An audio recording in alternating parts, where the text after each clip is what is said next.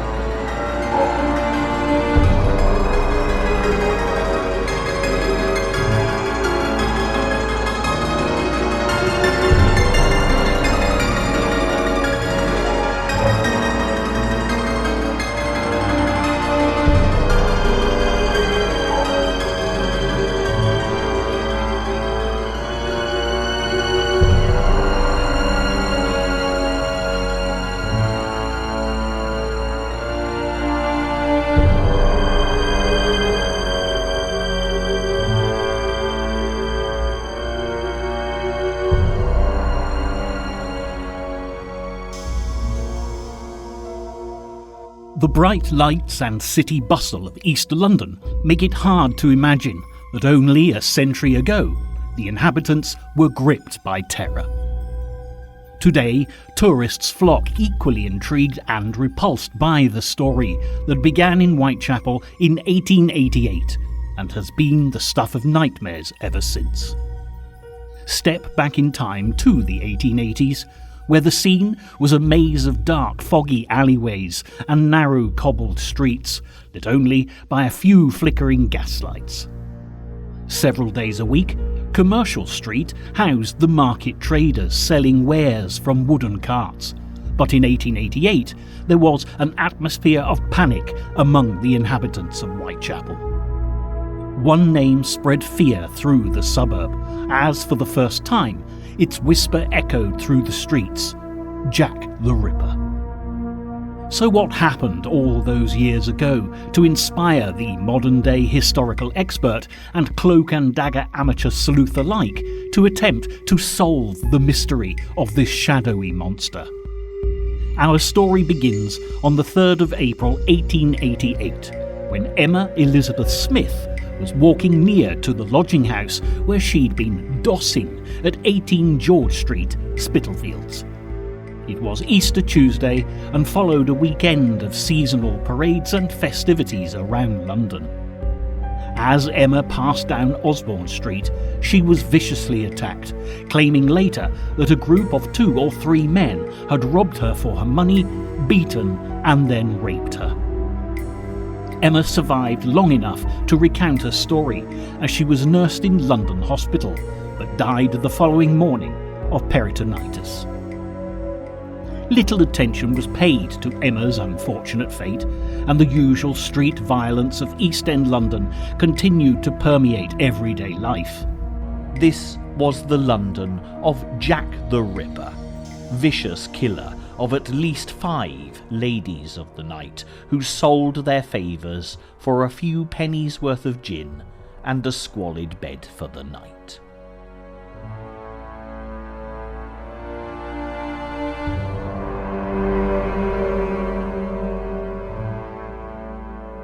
Despite advances today in forensic science and psychological profiling, the murders remain unsolved, and the crimes that taxed the great and good of Victorian society are still no closer to being unravelled.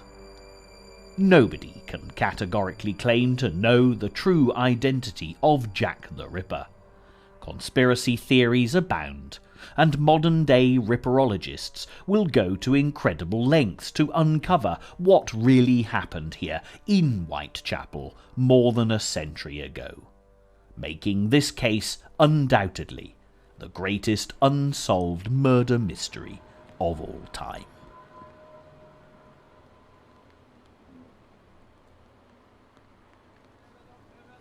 Looking at this busy, bustling district today, with market stalls, sari shops and balti houses stretching as far as the eye can see, it might seem an impossible task to find anything at all left of the Jack the Ripper era. There's no denying that much has changed, a fair proportion of it deliberately to eradicate memories of an evil past. But if you know where to look, it's certainly possible to follow in the footsteps of Jack the Ripper. That is, of course, if you dare.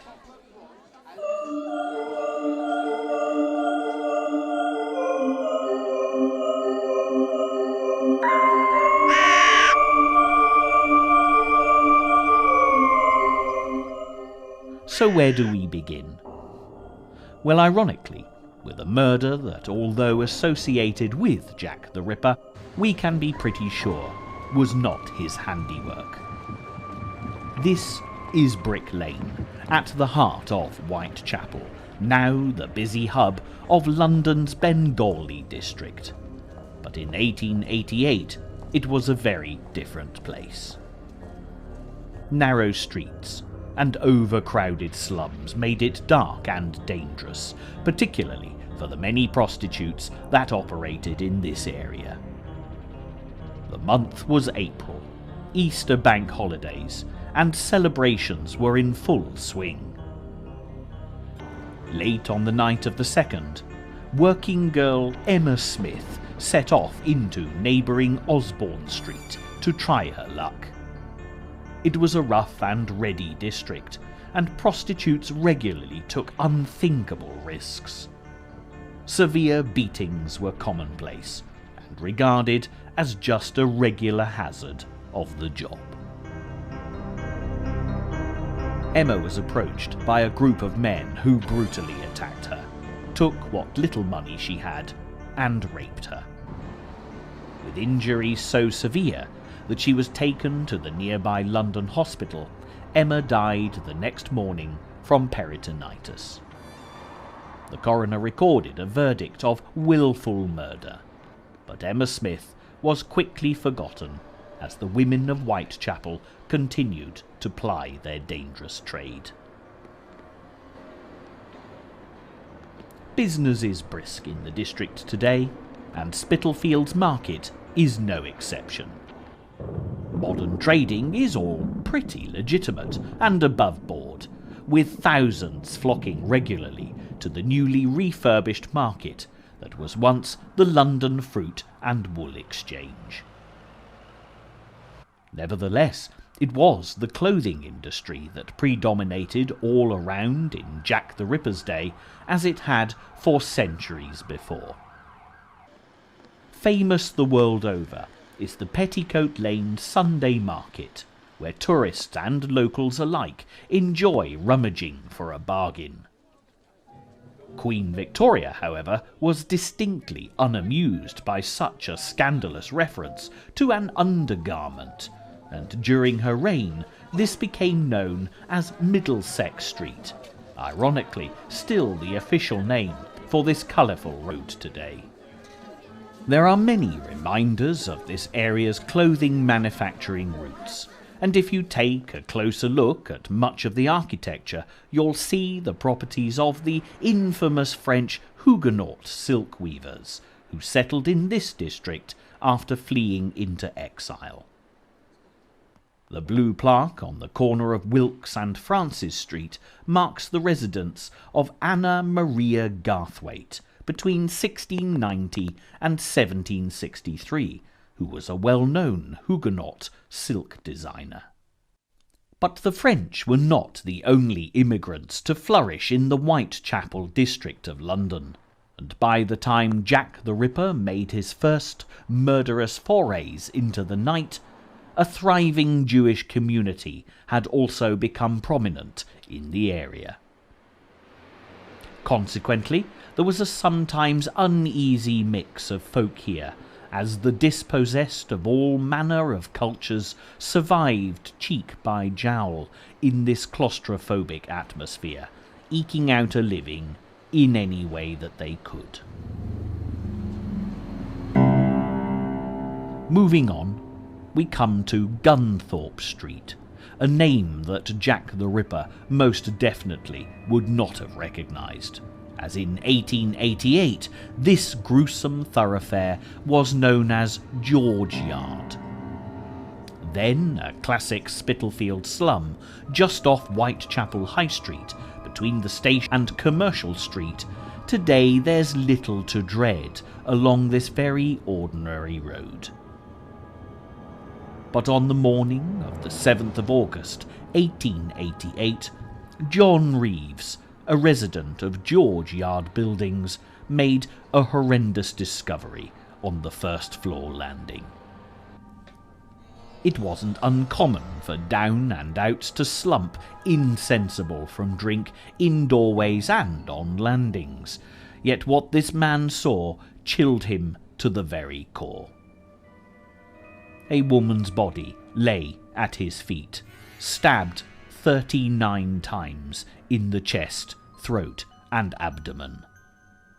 These were the mortal remains of Martha Turner, also known as Tabram. And when the police were called to the scene, the fact that another prostitute had died caused little or no interest, and a report of the event didn't even appear in the press until 3 days later. Piecing together the evidence leading up to Martha's tragic demise, you do get a fair representation of what life was like for Whitechapel prostitutes in the 1880s. Not an attractive soul by any means, Martha, like so many of the lost causes to live in this district, was an alcoholic. Aged 39, she'd been married with 3 children, but her incessant need for the demon drink gradually robbed her of all her dignity. This is the White Hart pub on the corner of Gunthorpe Street, close to where Martha's mutilated body was found. Still popular to this day, it stood here since 1721, and Martha would certainly have drunk in this pub whenever she had the funds to do so. Witnesses report seeing Martha with a fellow unfortunate, as prostitutes were then euphemistically known, called Pearly Poll at the White Swan, a similar pub on Whitechapel Road, which has long since been demolished. Drunk as could be, the 2 women picked up clients, a couple of sailors. Martha led hers off to George Yard, and Poll brought her fella here to Angel Alley, a dingy, dark side street where her business could be transacted undisturbed. Pearly Poll was the last person to see Martha alive, and at the time everyone assumed that it must have been the seafaring gentleman or a subsequent punter who had committed the dastardly deed.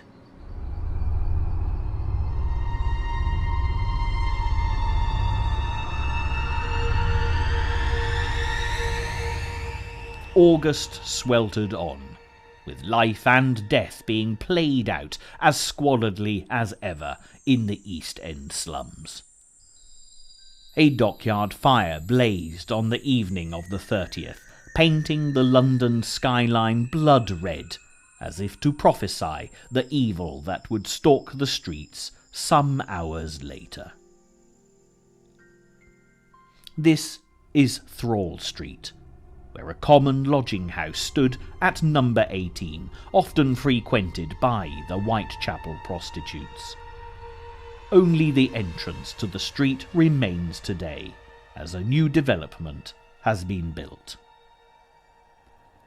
Much of the nighttime business that went on was not only to allow the poor unfortunates to sustain their alcohol addiction, but also for the more practical purpose of buying a bed for the night. Hardly surprising, therefore, that this was such a transient community, with few, if any, of the prostitutes ever having the luxury of a fixed abode. It was to 18 Thrall Street that Mary Ann Nichols, a 43-year-old prostitute better known as Polly, came in the early hours of the 31st of August. Drunk, and without the few pence needed for accommodation, she was turned back out onto the street. Sporting a fine new hat, she squawked, "Never mind, I'll soon get my doss money. See what a jolly bonnet I've got now." Resolved to make enough to return post-haste, Polly set off for Bucks Row, which has since been renamed Durwood Street. But Polly never came back. Her mutilated body was found a short time later by Charlie Cross, a market porter on his way to work for an early shift. At first he thought someone had left a tarpaulin in the gutter as Polly's body lay across the road and pavement. The alarm was raised, and on closer inspection, a policeman's lamp revealed the true horror. The poor woman's throat had been slashed from ear to ear, and the appalling stab wounds to her abdomen were evidently the work of a madman. Although the body was still warm, there were no clues to be found, and even Polly's jolly bonnet lay blood-soaked next to her mutilated corpse. This was the turning point. Suddenly the murders of Emma Smith and Martha Turner became relevant not only to the police, but also to the press. Speculation was rife. Was there a fiend on the loose? Could this be the work of a serial killer? And more importantly, the burning question of the hour was when would the Whitechapel murderer, as the newspapers sensationalized him, strike again? No one had to wait long for an answer.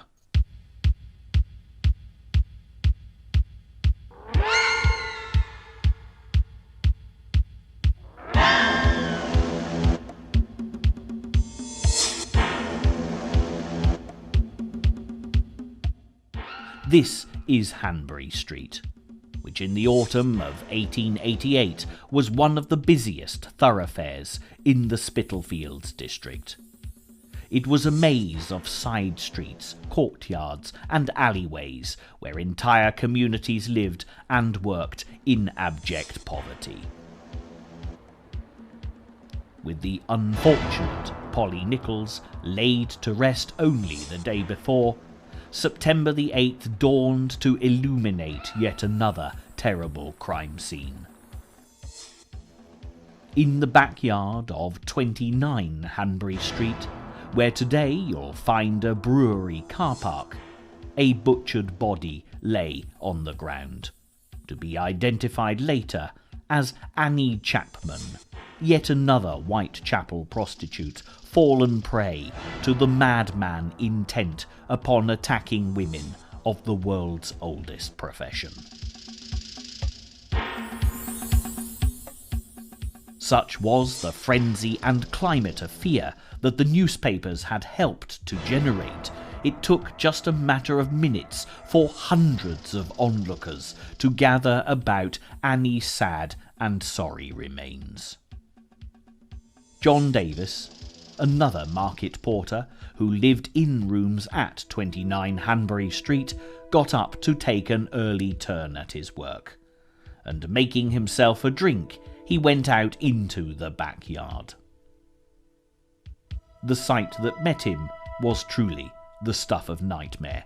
Annie's throat had been slashed, just as Polly Nichols had been before her, and the wretched new victim had been viciously disemboweled.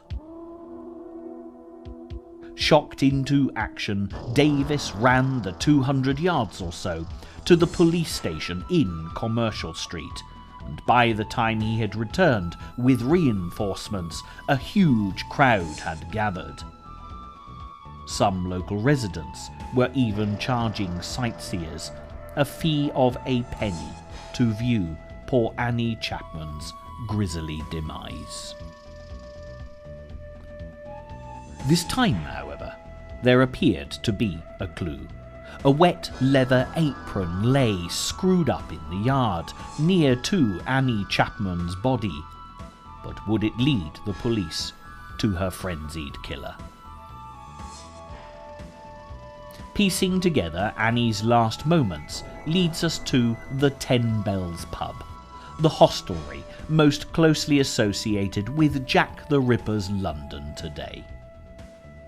Established in 1755, this was the favourite haunt of many a Whitechapel prostitute, and Annie Chapman was no exception. A 47-year-old widow, fallen upon hard times, Annie often lodged at a nearby doss house in Dorset Street, and it's been suggested that on the night of her murder she was soliciting in the 10 Bells, although there's no actual evidence to confirm this. A local woman came forward as a witness, testifying that she'd seen Annie Chapman with a man in Hanbury Street, possibly having made his dangerous acquaintance in the bar of the 10 Bells. They were heard talking. He said, "Will you?" And she replied, "Yes." Perhaps the last word that poor Annie Chapman spoke before her throat was cut. For the first time, the police had the description of a likely suspect. Aged over 40, possibly foreign, wearing a long dark cloak and a brown deerstalker hat. This information, combined with the discarded leather apron, meant a busy time for the police. Unfortunately, though, hysteria played its prejudiced part. A Polish bootmaker by the name of John Pietzar was a well-known character in Whitechapel, who was often referred to as Leather Apron because he wore just such a garment. His skill with a knife was also perfectly plausible, as he regularly wielded a razor-sharp blade while going about his work. Add to this the fact that he was also a Jew in a highly charged anti-Semitic atmosphere, and it's easy to understand why the finger of suspicion pointed in Pietzar's direction. At one point he was taken into police custody, in part for his own protection, as mob rule seriously threatened his life. In fairness, Leather Apron was a rather unpleasant character who was known to the police as an abuser of prostitutes. But the simple truth was that the apron found near to Annie Chapman's body did not belong to him. The offending item actually belonged to the son of the owner of 29 Hanbury Street, who'd left it in the yard several days earlier after washing it under the tap. However, by this time, the press had had a field day with the circumstantial evidence, and the breaking stories concerning the Whitechapel murders were about to take an even more sinister twist. On the 27th of September 1888, a letter written in red ink arrived at the Central News Agency, addressed to the boss and signed Jack the Ripper. The Whitechapel murderer now had a name, if not a face. For centuries, Jack had always been slang for an Englishman, just as today in Australia, Sheila is the generic term for a woman.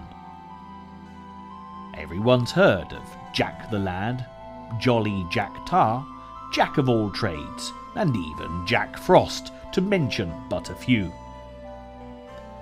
So it came as no surprise when the killer, if indeed that was who the letter was from, chose the anonymity of Jack as his name. Mocking the ineptitude of the police, the letter was at first treated as a joke, but as time wore on, fueled by the Victorian press, it gave the evil killer a persona that still continues to strike terror in the hearts of many to this day. Just by mentioning Jack the Ripper's name, the true horror of what happened in Whitechapel all those years ago is recreated. And of course, the fact that the man behind the mask, or swirling black cloak if you prefer, was never caught, only adds fuel to the metaphorical fire. It's unlikely that the killer of Martha Turner, Polly Nichols and Annie Chapman wrote what has gone down in history as the Dear Boss letter. Far more probable is the hypothesis that an unscrupulous journalist got a little creative with his pot of red ink in order to keep a good story selling newspapers. A deception that even the modern paparazzi-driven tabloids of today would be proud to have been credited with.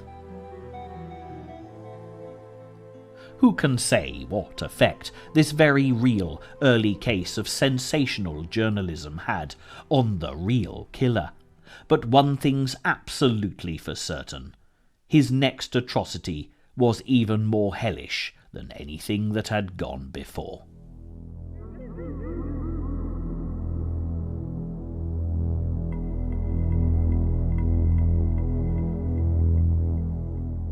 This is Henriques Street, which in Jack the Ripper's day was known as Burner Street. Of all the locations visited in this programme, this one really has changed beyond all recognition. Running off Whitechapel Road, this narrow passageway was little more than a row of squalid houses in the 1800s. Dutfield's Yard was certainly no better, tucked along the side of what was then 40 Burner Street, where today a school playground marks the spot. An itinerant salesman was making his way into the yard with a horse and trap in the early hours of the 30th of September. It was pitch dark, and the horse shied, refusing to go any further. The driver, realizing that something was amiss, went to investigate. A dead body, still warm, met his gaze, and the disquieted soul ran quickly to the nearby working men's club for assistance. It was 1 o'clock in the morning, but within moments Burner Street was swarming with onlookers. This time, the victim, a 45-year-old prostitute of Swedish origin, lay with her throat slashed. But it was speedily ascertained that the rest of her was at least perfectly intact. Elizabeth Stride, Gustaf's daughter, had been in Britain since 1866. Known to most in Whitechapel as Long Liz, she told a tragic tale, no doubt in the hope of extracting charitable donations, of losing her husband and children when the steamer, the Princess Alice, sank in the Thames at Woolwich. Like the other victims before her, Long Liz frequented the Whitechapel boarding houses, notably in her case at Flower and Dean Street, now known as Lolsworth Close and Devonshire Street. As the ghastly news was filtering through the district, for a brief time the police and onlookers wondered whether this was the gruesome handiwork of the Ripper. But a further shocking development occurred only 40 minutes later in nearby Mitre Square, as the evil monster plaguing Whitechapel struck again. Maybe as Jack stood over Long Liz's body in Berner Street, preparing for his macabre ministrations, something disturbed him before his work was done. However, certain of the Ripper conspiracy theorists would suggest that the murderer simply realised that he'd got the wrong woman, and left the corpse in order to attack the woman he intended to kill. Whatever the truth that fateful night, his second victim, Catherine Eddowes, was so ferociously mutilated in the shadows of Mitre Square she was almost unrecognisable. Today, Mitre Square is a fairly ordinary location, with nothing marking it out for special attention. It was originally the site of a 12th century priory, complete with cloister, but in the 1880s it was a dark, oppressive, overcrowded place. Since the 1980s, the square has lost most of its Victorian character, with the exception of the original cobblestones. There are claims that the ghost of a woman walks regularly across the spot where Catherine Eddowes met her tragic fate, and the atmosphere here is distinctly chilly. The speed of Catherine Eddowes' murder and subsequent disembowelment must have been swift, because when PC Edward Watkins walked past the doomed corner of Mitre Square at 1:30 a.m, nothing whatsoever demanded his attention. However, when the constable returned just a quarter of an hour later, he discovered the gruesome relics of Jack the Ripper's latest nighttime killing spree. This gave rise to an even greater belief that the evil killer had more than a passing knowledge of anatomy to operate in such haste, and no doctor, surgeon, vet, butcher or slaughterman in the district was above suspicion. But there was a clue, or so it seemed, and the trail following in Jack's footsteps takes us to Goulston Street, where such local East End delicacies as jellied eels can, if you have such a mind, be purchased from the world-renowned Tubby Isaac's market stall. At the post-mortem of Catherine Eddowes, it was noticed that a piece of her apron was missing, and just a matter of hours after her body had been discovered, a blood-stained fragment of cloth had been found in a Goulston Street doorway. Not only was this the missing piece of Ms. Eddowes' clothing, but also up above where it lay, a message appeared to have been chalked in a menacing hand. "The Jews are the men that will not be blamed for nothing." A damning indictment of the Jews indeed, at a time when, as mentioned earlier, anti-Semitic tension was riding high, but this scribbled message was a valuable piece of evidence if it had been written by the killer. Nevertheless, the Chief Commissioner of the Metropolitan Police, Sir Charles Warren, had the words washed away before the dull light of dawn would enable them to be photographed. It was a decision that would damn Warren in the eyes of his many critics for all time. It's very easy, with the benefit of hindsight, to read all manner of motives into the actions of Warren. But as we stand here in Goulston Street and consider the event more carefully, a different perspective is perhaps required. In the first place, within a matter of hours, Jack the Ripper had killed 2 women, with his later victim suffering a frenzied, bloody attack that was certainly the most horrific of the crimes he'd committed to date. And secondly, it was pitch black at the dead of night. Did our murderer, undoubtedly dripping with the blood of his most recent victims, calmly take out a piece of chalk and without any illumination whatsoever scrawl such a bizarre message high above a Goulston Street door?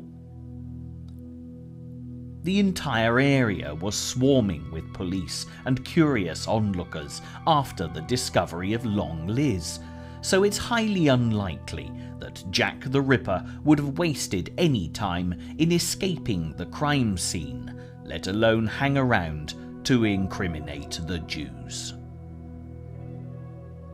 Retrospectively, it's far more probable that this was a quite unconnected piece of graffiti that the killer himself didn't even notice was already on the wall when he dropped the fragment of material from Catherine Eddowes' apron on the Goulston Street pavement. It was perhaps little more than an unfortunate coincidence, and Sir Charles Warren's intention had been to remove it quickly before the crowds descended. He feared that the message would incite further racial hatred and even mob violence in the already terrorised East End. The last thing Warren needed was the blood of a Jewish scapegoat on his hands. The aftermath of the so-called double event was acrimonious all round, particularly as Elizabeth Stride's murder was being investigated by one police force and Catherine Eddowes' murder by another. And then, to make matters even worse, a postcard arrived at the Central News Agency in the same blood-red ink and handwriting as the Dear Boss letter.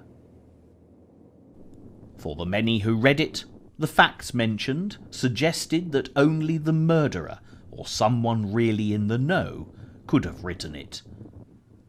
This was followed a short time later with a gruesome package addressed on this occasion to George Lusk, chairman of the Whitechapel Vigilance Committee.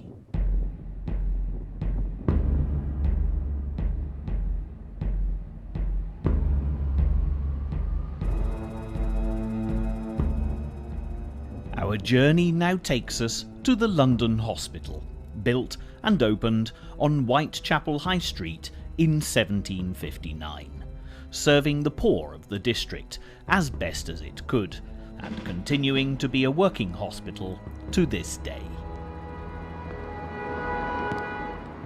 The parcel that George Lusk received contained a portion of a kidney, with claims that it had been taken from the body of Catherine Eddowes, and it was brought to the London Hospital for inspection. Confirmed to be human, the offending organ showed that its previous owner had not only been female, but also a heavy drinker, a common characteristic of 19th century prostitutes.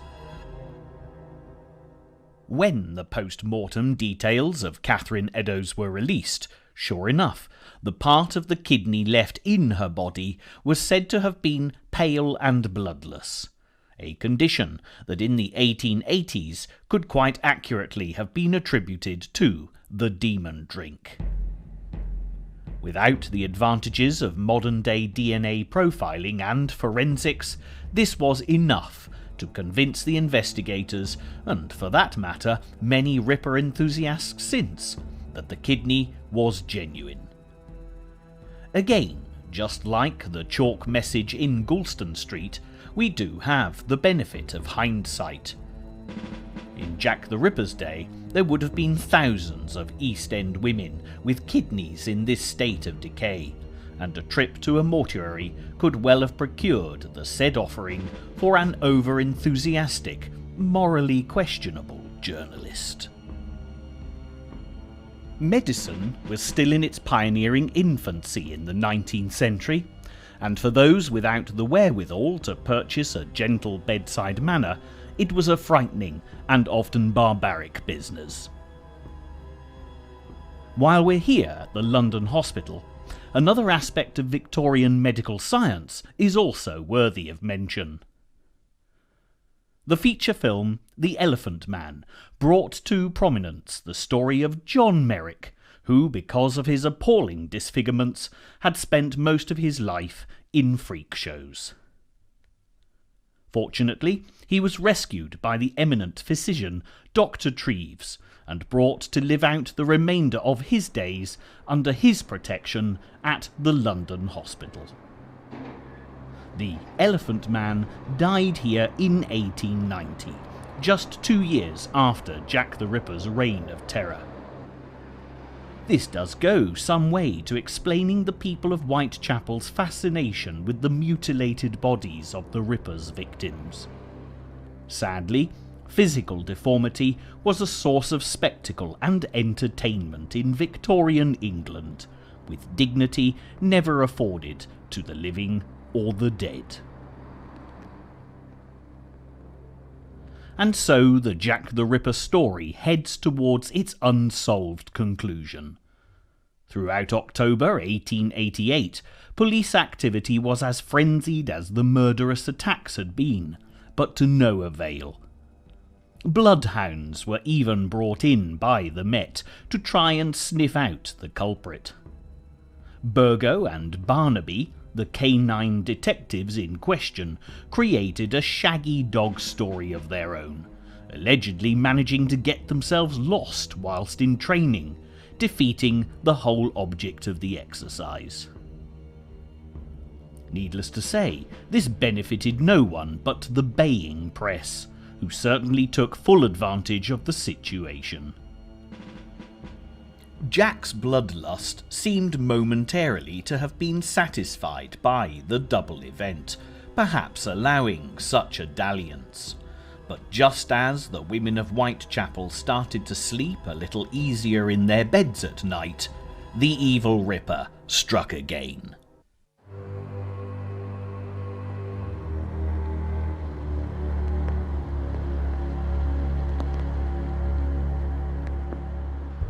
Our next destination is White's Row off Commercial Street, where little, if anything, has remained from Victorian London. A modern car park now stands on what was once Dorset Street, where lodging houses were plentiful, and Annie Chapman, before her murderous encounter with Jack, had often resided when she had earned the price of a bed for the night. A narrow alleyway called Miller's Court led off this thoroughfare via a dark and dingy archway. There, in a squalid rented hovel, lay the mutilated remains of Mary Jane Kelly, thought by many to have been Jack the Ripper's final victim. It was late morning on the 9th of November when a rent collector arrived at Mary's door, hoping to find the lady at home in order to demand her outstanding debts. There was, as the man had anticipated, no response, and he suspiciously took a closer look to see if she was inside. Peering through a broken window pane, a ghastly sight awaited him. Nothing could have prepared the poor man for the appalling bloodbath that met his gaze.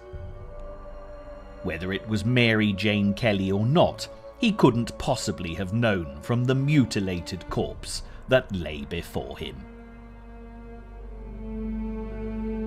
The police quickly arrived and cordoned off the area, refusing the press access to the murder scene. But news of Jack the Ripper's latest escapade had leaked out, and many spectators gathered to try and catch a glimpse of his macabre handiwork. There were, however, considerable differences in this case to what had gone before. Although she was undoubtedly a prostitute, Mary was much younger, at 25, than all of the other victims had been, and she was rather more attractive than the middle-aged ladies of the night that Jack had previously targeted. Mary Kelly was well known in the district, particularly at the Ten Bells pub, where she solicited for business with the best of them. By all accounts, she regarded the pitch outside the entrance as her own personal territory, and any rival who dared to overstep the boundaries was quickly put in her place. According to the story told by Mary herself, she came from Ireland, although little is known about her for certain. Perhaps it was her fierce temper that earned her the nickname Black Mary, no doubt alluding to her feistiness, particularly when street fighting with other prostitutes. Again, this singled her out from Martha, Polly, Annie, Longliz and Catherine. Mary was much stronger and healthier and could well have put up more of a fight. Sadly though, she was no match for Jack the Ripper, who didn't even leave her pleasant, cheerful face intact, and the scene of crime photographs are still distressing to all who see them today. However, the most significant change in this murder was the fact that the crime had been perpetrated indoors, with all of the other murders and mutilations being carried out on the streets. This has consistently raised questions, both at the time and since, about whether this could possibly have been a domestic murder that had been cleverly covered up. We do know that Mary had been living with a man for some while, and just a few weeks before her blood-splattered demise, the couple had split up. What if, in an argument, the ex-lover had killed poor Mary? Would it not have been a very good way to escape justice if Jack the Ripper got the blame? The finger of suspicion did point at Mary's ex, and it's even been suggested that he, Joseph Barnett, was in fact none other than Jack the Ripper, responsible for all the other murders as well. But of course, this is the crux of our story on this tour of Jack the Ripper's London. Who was Jack? As we enjoy the tranquil, elegant beauty of Christchurch Spitalfields, even in the hustle and bustle of modern-day Whitechapel, it's hard to consider the atrocities committed in the name of Jack the Ripper more than 100 years ago. It does leave you wondering why this series of unsolved crimes continues to capture the public imagination, when there are a whole host of unsolved murders that might well prove to be equally fascinating. What exactly is it that turns even the most rational amongst us into an armchair sleuth, convinced that we can solve the mystery that has baffled the finest detective minds of every generation since? In truth, it probably is all in the name. The journalist who turned the Whitechapel murderer into Jack the Ripper certainly has more to answer for than simply hindering police inquiries. He forged a place in the minds of the masses where a monster could lurk with all the anonymity of a good advertising campaign. His creation of Jack took on a black-cloaked, even dashing personality, despite the fact that he, if one person was responsible for these horrific crimes, was no more than an evil killer who preyed upon the most desperate and helpless souls to people Victorian society.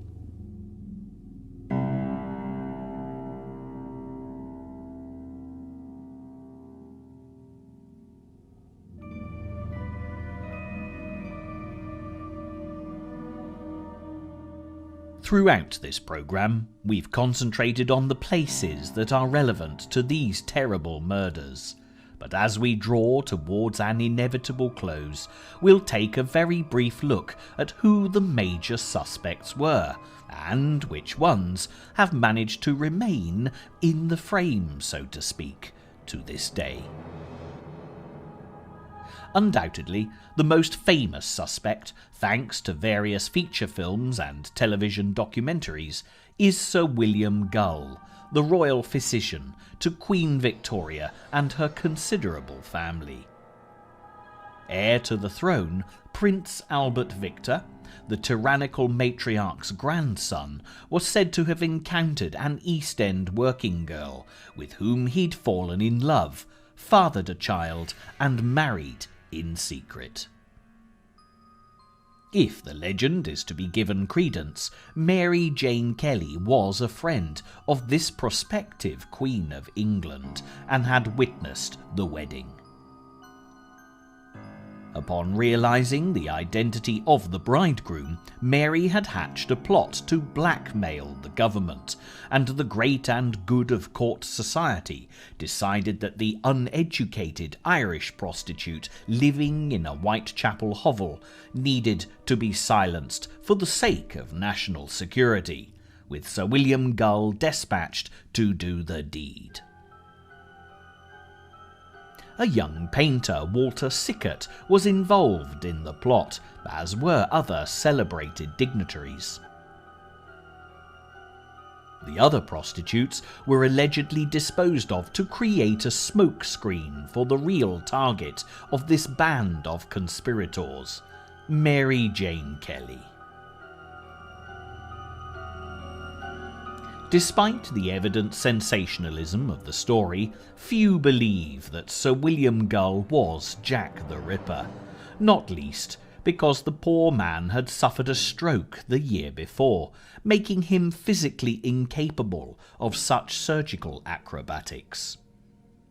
However, at various points in time since, the other characters of this treacherous tale have all come under suspicion. Prince Albert Victor himself was heavily implicated, and Sir William Gull's coachman John Netley was accused, as has been Walter Sickert, and, again in his case, quite recently too. But let's put this into perspective. Just remember that in some quarters even the aged Queen Victoria was put forward as a suspect. Away from the enticing royal conspiracy, other miscreants were considered. A Polish Jew named Aaron Kosminski, a violent, unstable lunatic, seemed to fit the profile nicely. George Chapman, a wife murderer, also appeared a perfectly feasible Jack the Ripper. Montague Druitt, a wealthy barrister, and James Maybrick, a creative diarist, were both considered to be very suspicious, and a whole host of social misfits have, in the long years since the autumn reign of terror, proved worthy of both police and public scrutiny. But it's a more recently uncovered American suspect, Dr. Francis Tumblety, who's emerged to be the most plausible murderer. The policemen of Whitechapel in the 1880s had certainly singled out this quack doctor as a dangerous criminal, but his notoriety did not come to the fore in this case until 1993.